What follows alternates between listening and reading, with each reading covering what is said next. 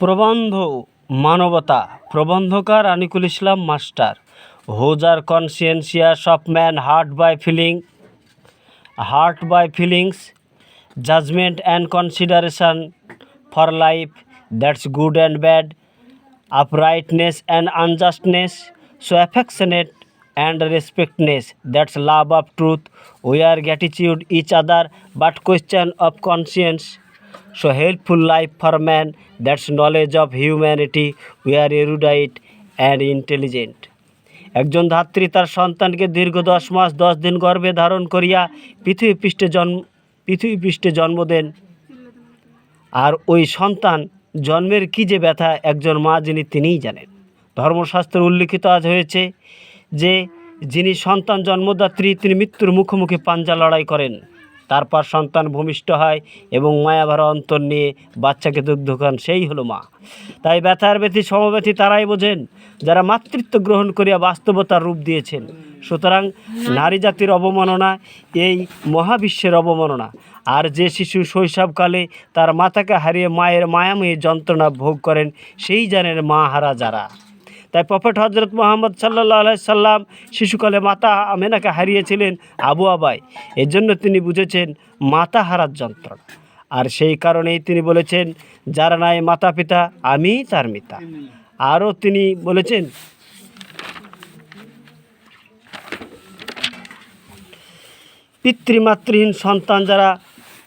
পিতৃমাতৃহীন সন্তানকে যারা দুঃখ দেয় সেখানে আমি নিজেই দুঃখ পাই। সুতরাং যাহাদের মাঝে মানবিকতা আছে, দৈহিক মানবিক ঐচ্ছিক বিষয় নিয়ে অনুভব করতে পারেন।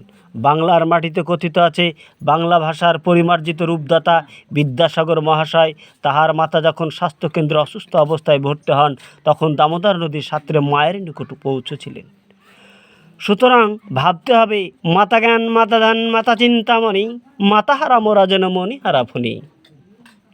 আবার বেরি তার শিশু সন্তানকে নিয়ে সামাজিক দৃশ্যপটকে কেন্দ্র করে খাজুর গাছের তলায় আশ্রয় নিয়েছেন, কিন্তু তারা মায়া মমতা শিশুকে ত্যাগ করেননি, তিনিই হলেন গর্ভধারিণী মা। সুতরাং হে মানব জাতি, আপনারা এই মায়ের জাতিকে শ্রদ্ধার দৃষ্টিতে দেখুন ও অবহেলিত করিবেন না। হয়তো তারা গঠনগতভাবে কিছুটা অসহায় মনে ভাববেন, কিন্তু তারা অসহায় নন। আজ যদি তারা মা না হতেন তবে পুরুষ বা নারী কোনোটাই থাকতো না। তাই প্রার্থনা প্রভাত শুভনাম জয় হে, পরমেশ্বর ব্রহ্মা জয় হে, আদিত্য ভবিষ্যত্তর আদিত্য প্রেমানন্দ জয় হে, শুভ শাম নিশিত জয় হে, মানব ধরিত্রী শুভোদয় হে, মঙ্গলধারিণী নারী জয় হে, কলঙ্ক নাশিনী নারী জয় হে। তাই চাঁদেরও কলঙ্ক থাকে, কিন্তু ওই কালিমালিপ্ত অবস্থানকে দূরীভূত করিতে তাহাকে পূর্ণিমার সহবর্ধন করিতে হয়, যাহাতে অন্যেরা বলে যে সে এখন সুন্দরময়, অর্থাৎ ভুল আছে বলেই সঠিকের কদর দেখানো হয়। সুতরাং নারী পুরুষ উভয় তাদের অতীতের ত্রুটি বিচ্যুতিগুলো শুধরে নিয়ে চাঁদের মতো শোভাবর্ধনকারী ব্যক্তি বিশেষ হতে পারেন মানুষ মানুষের জন্য। কিন্তু যদি বলা হয় মানুষ নিজের জন্য নয়, অন্য আর একজনের জন্য। কেমন আর একজনের জন্য? কথিত আছে বলা হয় ক্ষেত্র বিশেষে এক এক শ্রেণীর জন্য, যেমন পিতামাতার সন্তানের জন্য, স্বামী স্ত্রীর জন্য, স্ত্রী স্বামীর জন্য। আবার ক্ষেত্র বিশেষে বন্ধু বন্ধুর জন্য, বন্ধু বান্ধবীর জন্য, বান্ধবী বন্ধুর জন্য। এটা প্রকৃতির স্বাভাবিক দৃষ্টান্ত। শুধু তাই নয়, কর্মক্ষেত্রে এক সহযোগী আর এক সহযোগীর জন্য। সুতরাং ভালোবাসা যেমন আদর যত্ন, ভালোবাসা পিতৃমাতৃ স্নেহের আশা, উজাড় দিয়ে পিড়ির খাড়া, মাতার দেহ ছন্ন ছাড়া, কোলের শিশু ধন্য তারা আপন ফলের লক্ষ্য ধারা, বাবার দেহের কাঠিন্যতা, কর্মর জীর্ণ বন্যতা, দাদু দিদার নয়ন তারা, নাতিপোতা ব্যথার ধারা, বিধির বিধান ভাগ্যলিপি কর্ম তাতে ধর্মের তাতে, জুড়ায় জোড়া ফুলের তোড়া, জুড়ায় জোড়া ফুলের তোড়া, পতি পত্নী গলার মালা। সুতরাং সংসার ধর্ম হলো একটি বড় মানবতার ধর্ম, যাহার গুরুত্ব মানব জীবনে অনস্বীকার্য। এ ধর্ম আছে বলেই মানব জীবন একটি সুপরিকল্পিত রূপে বাস্তবায়িত হয়েছে। এবার বলুন তো পুরুষতান্ত্রিকতা কি? অর্থাৎ জোরজার মুলুক তার, এটাই কি বাস্তব? যদি তাই হতো তবে একজন বৃদ্ধ অবস্থার চশমাধারী লাঠিওয়ালা মহাত্মা গান্ধী বাপুজি হতেন না। আপনাদের মনে হবে তার গায়ে তো জোর নেই, সে আবার কি করে ভারতবর্ষের জাতির পিতা হতে পারেন, তাই না? কিন্তু একজন নারী ইন্দিরা গান্ধী দীর্ঘ 19 বছর প্রধানমন্ত্রিত্ব করেছেন। সুতরাং চিন্তা করা দরকার, সুজ্ঞান ও সুশিক্ষা অর্থাৎ বিজ্ঞ যোগ্য অভিজ্ঞ ব্যক্তিত্বই মানুষকে বড় হতে শেখায় ও বড় করতে শেখায়। এবার মানবতাবাদ কাকে বলে? অর্থাৎ যারা বিবেক সম্পন্ন মানব, হৃদয়ঙ্গম দ্বারা ন্যায় অন্যায় ভালো মন্দ বিচার বিবেচনা অন্তরের অনুভবী ও শক্তি দ্বারা অনুভব করেন বা অনুভূতি জাগ্রত হয়, যেগুলো হলো স্নেহ, মায়া, মমতা, ভালোবাসা, কৃতজ্ঞতা, শ্রদ্ধার্ঘতা বা শ্রদ্ধার দৃষ্টি, যেখানে জ্ঞান দ্বারা বিবেকের প্রতি হিতার্থে জিজ্ঞাসী হন, ওই হিতার্থী জ্ঞানই হলো মানবিকতা বা মানবতা মতবাদ। মানবতা এর সাথে গণতান্ত্রিকতার মিল। মানবতায় মানুষ বা জনগণের সমস্ত ন্যায় অধিকারকে গুরুত্ব সহকারে বিচার বিবেচনা করে দেখা হয়।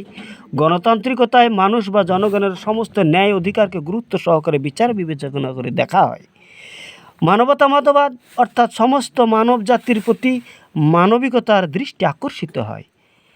গণতন্ত্রে মানবের সম্মিলিতভাবে চলার নিয়মাবলী করার জন্য সাংবিধানিক কাঠামো তৈরি হয়। কিন্তু রাজতন্ত্রে একজন ব্যক্তি যিনি সমস্ত জনগণের দ্বারা নির্বাচিত প্রতিনিধি নন, যে কারণে তিনার ব্যক্তিত্বই সর্বস্ব। সুতরাং একজন ব্যক্তি যেহেতু নির্বাচিত প্রতিনিধি নন, সেহেতু তিনি সকল মানবের প্রতি সুনির্দিষ্টভাবে মানবিক দৃষ্টি আকর্ষিত নিয়ম বা কাঠামো তার ব্যক্তিত্বের উপর নির্ভরশীল।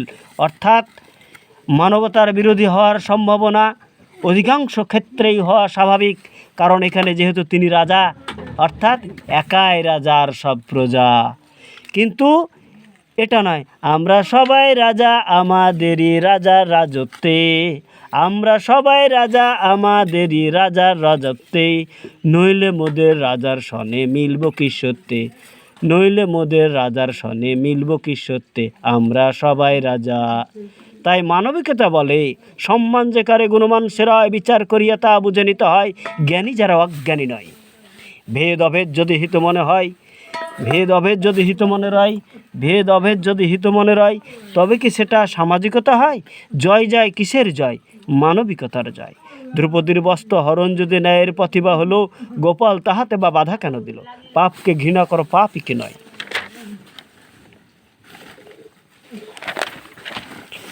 সমাজ ভ্রষ্টাচার, এত কেন নষ্টাচার, নাই কি মোদের দ্রষ্টাচার, তবে এত কেন ব্যভিচার?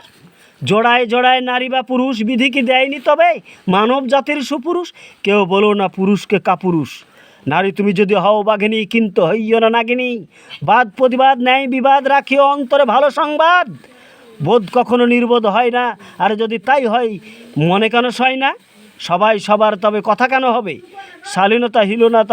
শালীনতাহীনতা, অশ্লীলতা, অশিক্ষার নেই ভদ্রতা, মন যদি হয় তা সুচিতা, তবে রবে না কুরুচিতা।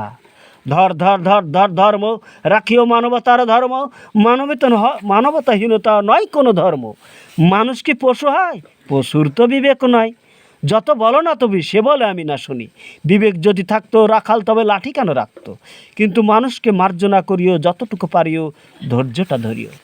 হে শ্রেষ্ঠ জাতি মোরা মানব জাতি, তোমরা গড়ে তুলিও সম্পর্কের জ্ঞাতি, মোরা ভগিনী ব্রাদার সবাই সবার সর্দার। তোমরা রানার বাধা কেন নেই মানার? পথে ঘাটে দিনে রাতে পদপিষ্ট হয় যে মানবিকতার, খুন ধর্ষণ হয় কি ইষ্ট দেবতার? সদালাভ সদাচার করিও না মিথ্যাচার, ঘরে ঘরে সুজ্ঞানের প্রদীপ জ্বালো, সমাজে নেই কি তা আলো? আমরা প্রতিজ্ঞাবদ্ধ করিব না ন্যায়ের বিরুদ্ধ, কেন তবে আমরা মানুষ গো তবে। মোদের স্বজাতির নাম মানব জাতি, মানব বন্ধন গড়েছি তাই রয়েছে খ্যাতি। আমরা ব্রাদার সিস্টার, মোদের রয়েছে শিষ্টাচার, সুশিক্ষায় জাতির মেরুদণ্ড, হব না কখনো বিভণ্ড। যারা হইয়াছে দিন তাদের বলিও না হীন, হীনমন্যতা নয় মানবিকতা সর্বদা সদাই চাই। ভালো মন্দ নিয়েই জীবন, মন্দকে ত্যাগ করবে এটাই উদ্ভাবন। একই দেহে খায় দুধ ছানা পনির, তবে ত্যাগ করে মলমূত্রাদির। কথাই বলে যারা বয়সে বৃদ্ধ, এ পৃথিবীর কর্মকাণ্ডে তারা অভিজ্ঞ, তবে অশিক্ষিত বর্বরের নিকট নয়, জ্ঞানী পণ্ডিতের নিকট শরণাপন্ন হও। আজ যে শিশু কাল সে ভবিষ্যৎ, 10 দেশ তৈরি হবে তাদের জ্ঞানই সর্বস্ব। যেখানে থাকতে চায় মায়া মমতা ভালোবাসার দায়, বয়সে বড়োর প্রতি ছোটর শ্রদ্ধারায়, ছোটরা পায় স্নেহের ঠাঁই, বিবেকের জ্ঞান হিতৈষিতায়, মানব জাতির মানবিকতা চাই। অতঃপর বলা যায় মানবতা এমন একটা বিষয় যেখানে মানব জাতির সর্ববিষয়ে মানবিকতা ঠাঁই পায়। নমস্কার, ধন্যবাদ।